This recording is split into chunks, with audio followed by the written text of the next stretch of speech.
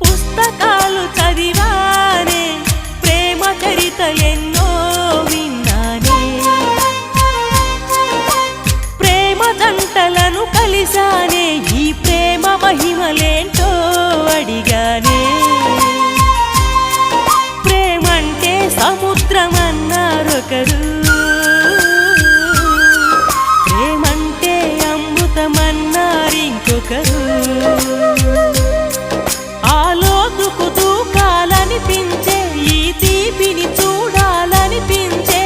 ముప్పులు తప్పక తప్పవని